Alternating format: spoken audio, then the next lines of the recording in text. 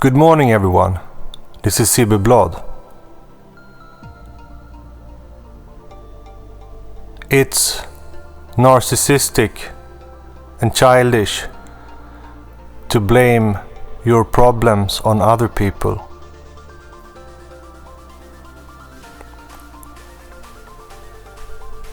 That is a victimhood mentality, and that you don't take responsibility for your actions.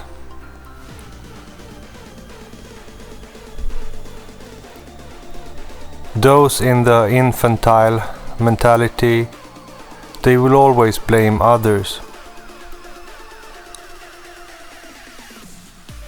They will feel inferior because other people are successful. And this inferiority will create hate.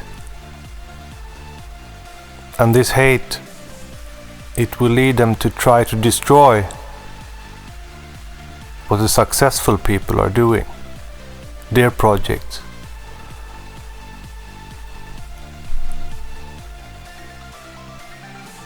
Ultimately, everything that happens to us is our own fault.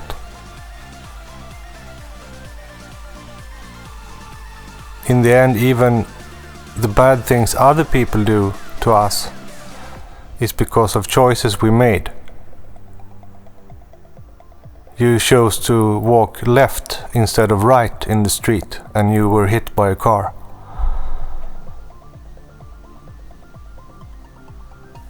It's all our own choices, to a certain degree. What's connected to nature, that happens by itself. That is like you plug a machine that is plugged to the electrical net. When the electricity fails, the machine stops because it's connected. So we're not completely free to make any choice we like. But you have a lot of freedom and time and energy to work on your dreams, on your projects. But if your dreams are unrealistic, you will face a problem, of course. But you have to work every day to accomplish your goals. And you cannot let your dreams be a standard. The way to your dreams are not going to look like you think. That's why we have to deal with it now and have patience. And to understand that successful people have worked a lot.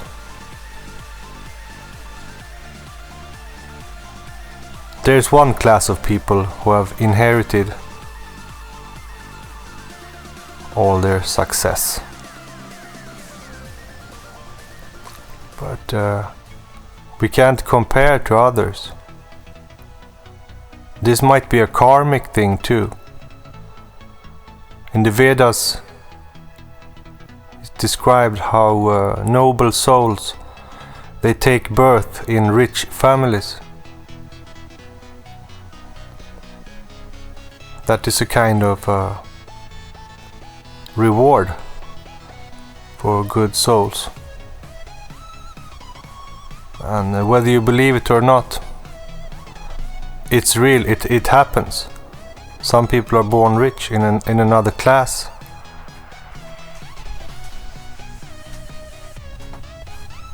Some are born with a silver spoon in their mouth, as we say in Sweden.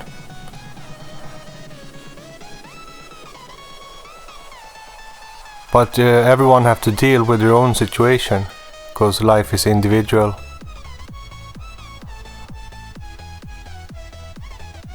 Then of course there's a lot of injustice in the systems. And the system could be updated on many points to make it smoother and better. more efficient.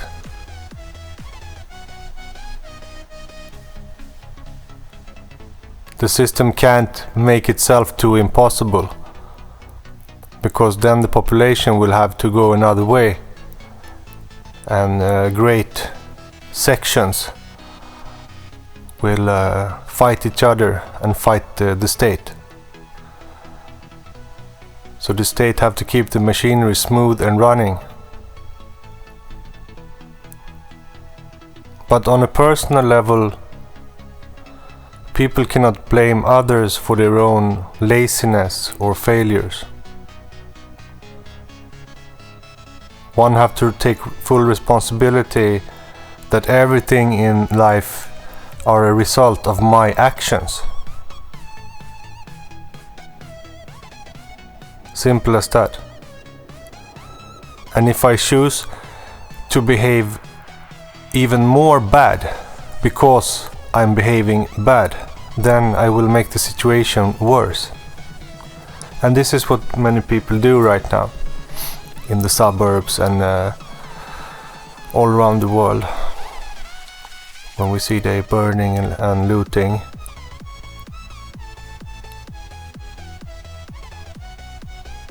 they are bashing outwards.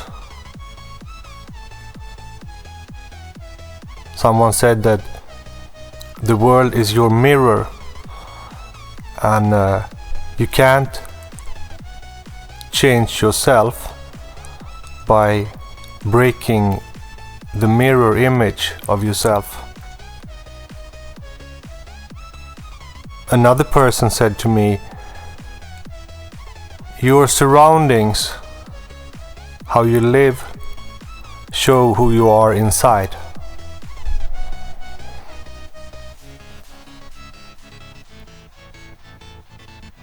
And this is interesting when you check how some people throw trash on the street and just make a mess of where they live and expect the government to clean the streets and take care of everything. In the blocks, in the suburbs, if people had a good inside, they would make it beautiful. They would make it tidy and clean and neat. And they would counteract problems. If there was a unity amongst people, they wouldn't accept the criminals. The criminals would have to move to special areas like industrial complex areas and stuff, because the private people, they stick together and they don't accept, and they don't let the small guys with the guns decide and rule their society. They're not going to take that.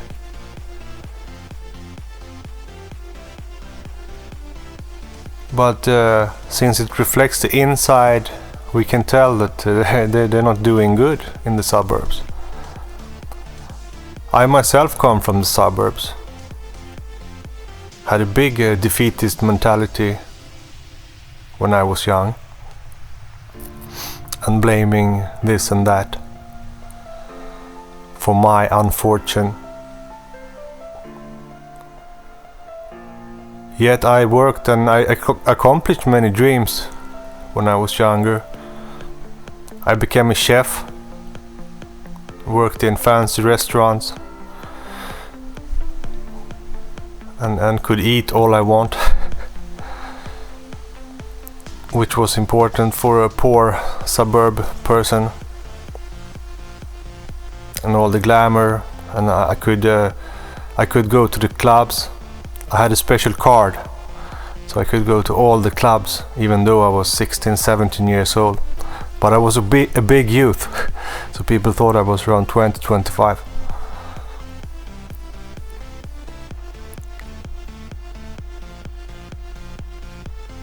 And I became a carpenter, working in constructions and learn that trade.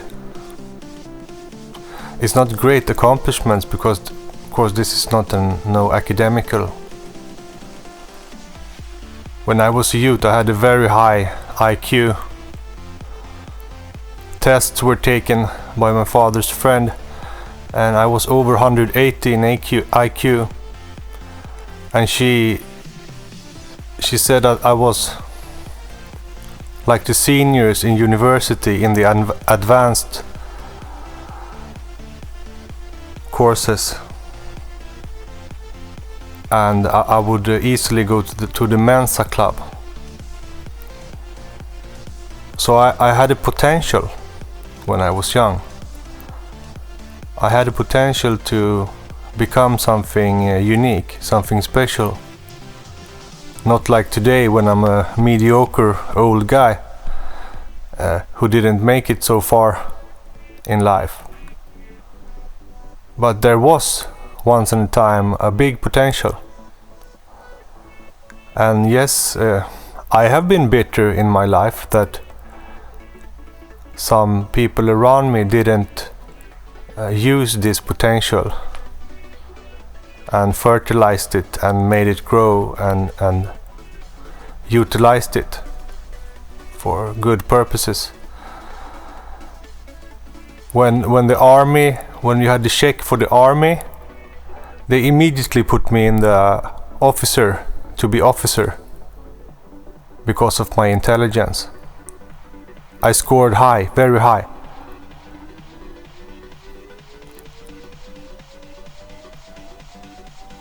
And my physical was good too. I had the right amount of strength and stamina. So, what happened? All this potential. Was it the world's fault that I didn't become a super soldier? That I didn't become a professor? No. It's my fault. It's my weakness, my lack of responsibility and self-control that led my path on other ways, which was tremendously demanding those ways too, but it was on another level. I was doing more emotional, mundane, spiritual ways, which now, when I look back on it, seems very unnecessary. Now when I know more about spirituality, I know that young people shouldn't stress about that. Yet I was drawn to it because I got early enlightenment stages. All the way from I was 16, 15 I get my first. And then this kept getting higher and higher. And by 20 my soul was in love. It was a great divine feeling in my soul, in my spirit. And this feeling was so strong that it led you to faith. The faith didn't lead me to the feeling. The feeling led me to the faith, to search the spiritual.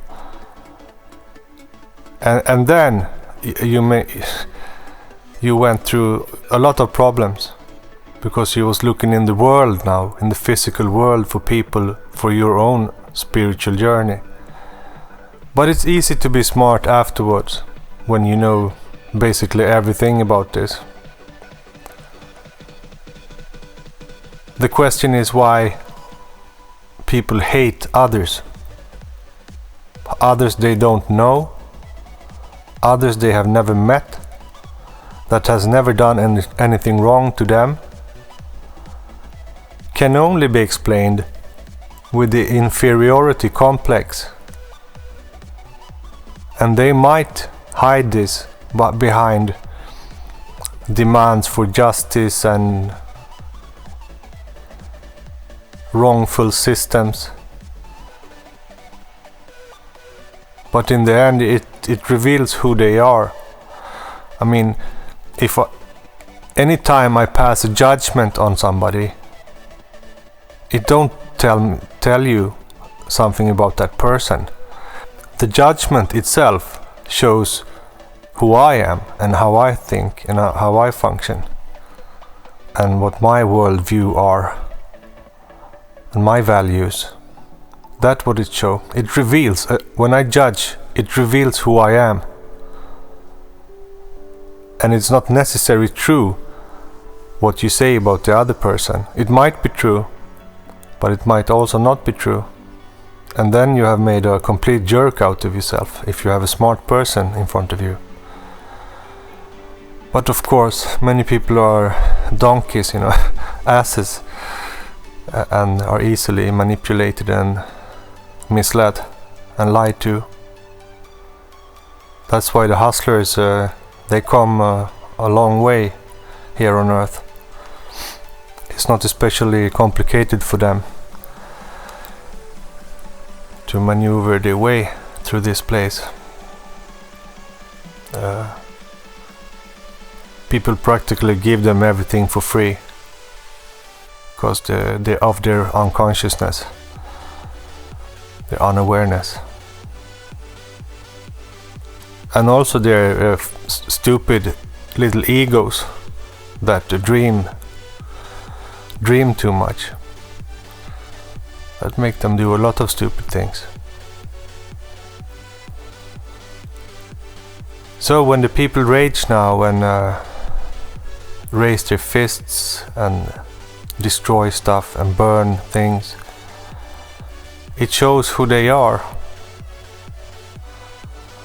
It don't tell you anything about the world. It's just a reflection who they are inside.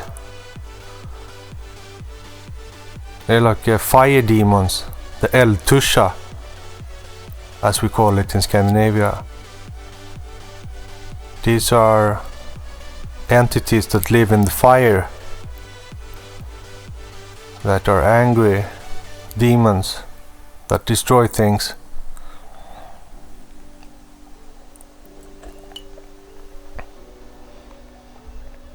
So these people are possessed by the spirit of envy, by the spirit of hate. And they hide behind the slogan of progress, change. But the only change that can come is when the wise come together and make a decision. You cannot have the fool to be a part of the decision process.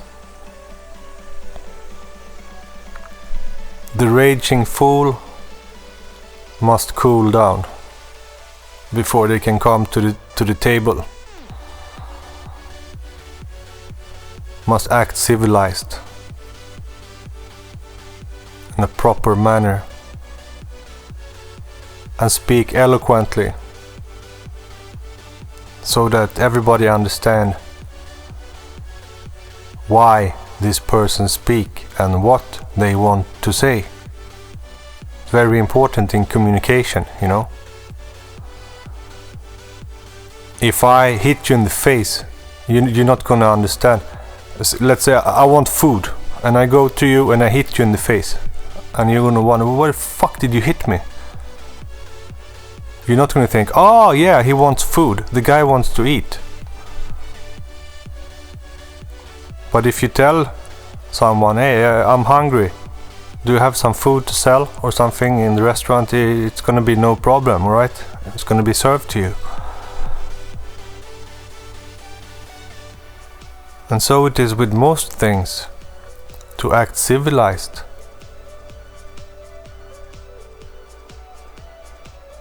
Even the strongest people, the most powerful people, the strongest people know the basic behavior rules. Or most, because there is assholes everywhere, in every field. Like, you know, I think most people are assholes actually. But it don't take away the fact that we have to behave. We have to behave.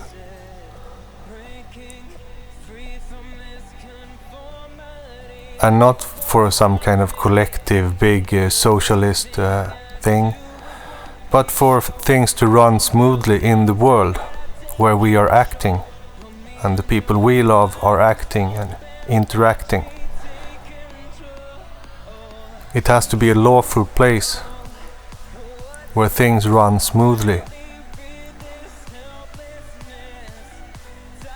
And everything that threatens this world, we have to be against it.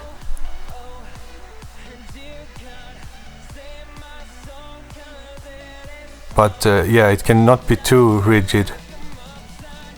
Like we become these defenders of status quo that never want change. Or too conservative. So change become impossible. We have to be smooth and realistic about the development.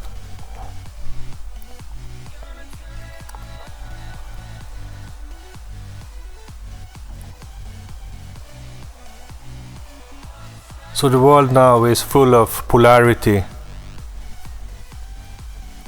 People blaming others for their own mistakes and situations. And it's getting more primitive by the minute. Now they blame other races, other nations for crimes in the history or whatever. They are so full of hate, they would say anything. And it's very easy to spread rumors and lie and destroy people.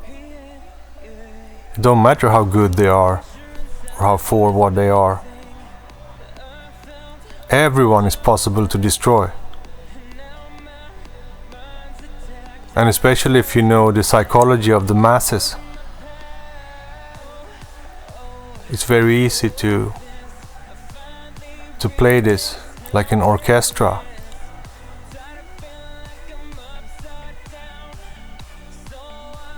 It's like a circus creatures, the humans. They're very easy to manipulate for the smart. The smart people, they're living in another world, you know. From the herd creature, from the herd man.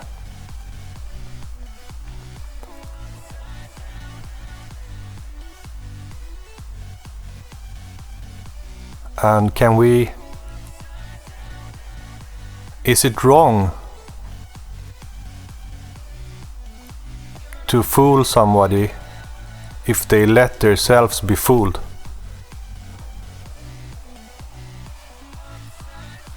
Do people that can't uphold their own existence have the right to exist? And I mean peoples, like nations. If a people can't uphold its borders and culture, their time are over. Doesn't matter how much money you push into that or whatever. Things come from inside. Things are real. And if they're not real, there's nothing left. And you have to look for new things.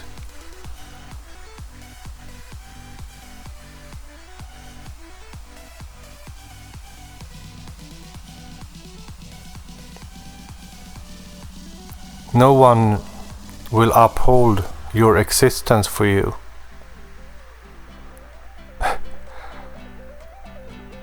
That we have to do ourselves. And the feeling that everything is so unfair, that is because we are effective, we are driven, we want to see results. And when the results don't come fast enough, we get angry and frustrated. That's why we are angry and upset. It's because we want more things to happen. We see more potential. It's not enough, we think. Need more. Because it is possible. So the feeling is not wrong. And the feeling of longing is also come from the same source. The feeling of longing for something comes from our existential drive as souls that long for the eternal love. Some wise master said that you will always long as long as you live. You will be filled with a dreadful longing for something because you're going somewhere and you're not there. You're half empty now and you need this. So you will always long for something in life. And many times we are able to ignore it, but then we meet somebody or we fall in love or things happen, human things happen in our lives which ignites the longing. And then the longing flares up and we're in love and we're crazy and this urge, wanting, increased tremendously to an almost unbearable level. But this is the work of the divine, of the universe, these drives.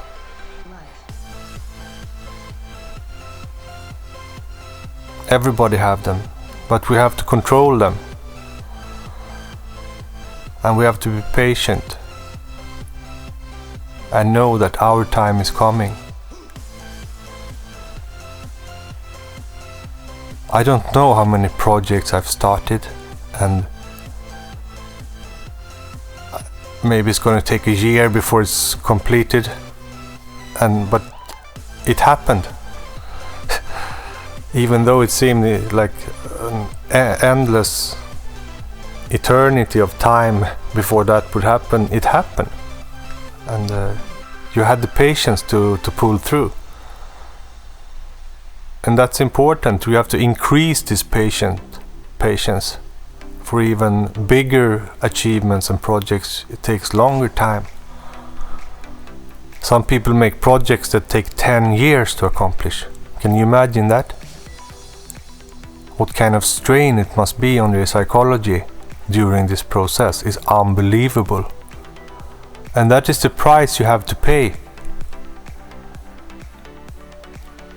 Today I spoke with a producer I work with in France.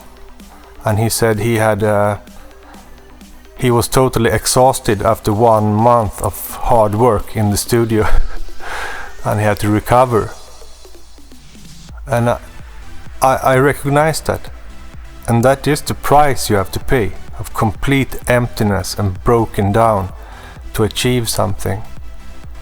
But then the inspiration comes back slowly and you're building up again of this energy inside. And you're back on track, stronger than ever before, with new accomplishments to be proud of. So that's life. But when we are losers, we're gonna start blaming the others for everything. And I mean everything, even that you can drink a cup of coffee in the morning, it will be somebody's fault. And then we are truly pathetic creatures, truly stupid and worthy of not being liked. The human don't have any more value than they give themselves. this idea that everybody have a value, it's not real. The opposite, some people we don't even need on the face of the earth. They need to be annihilated and killed, executed, because of how harmful and bad and negative they are, and how dangerous they are for the human race and or the human species and our future.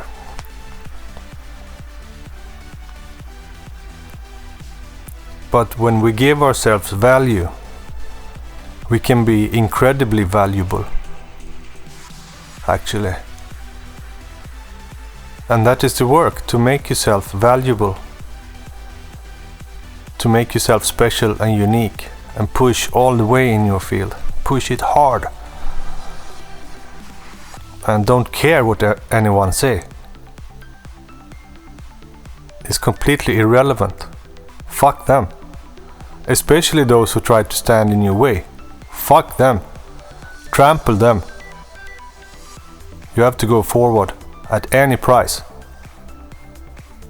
You are the winner. You are the warrior. And you're pushing through. And you blame no one for either for your successes or your failures. It's the same with the spiritual. People like to thank God. Yeah, I respect God, but I thank only myself, because this is I who is working.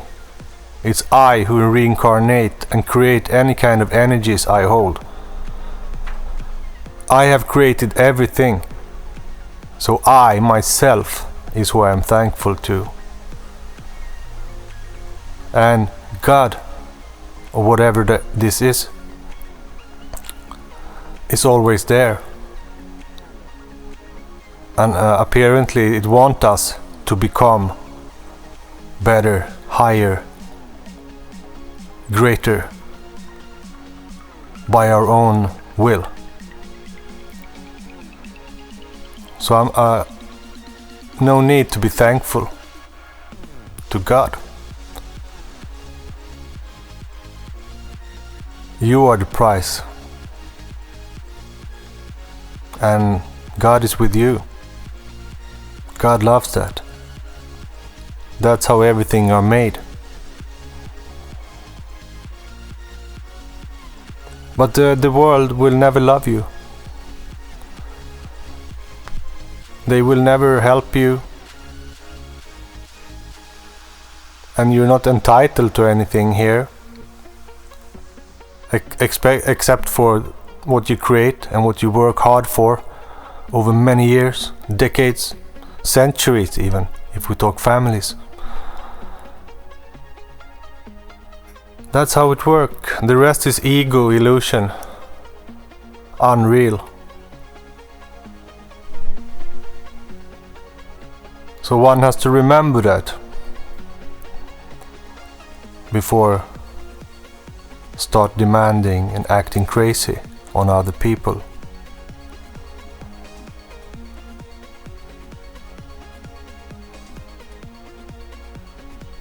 One have to learn that is not right.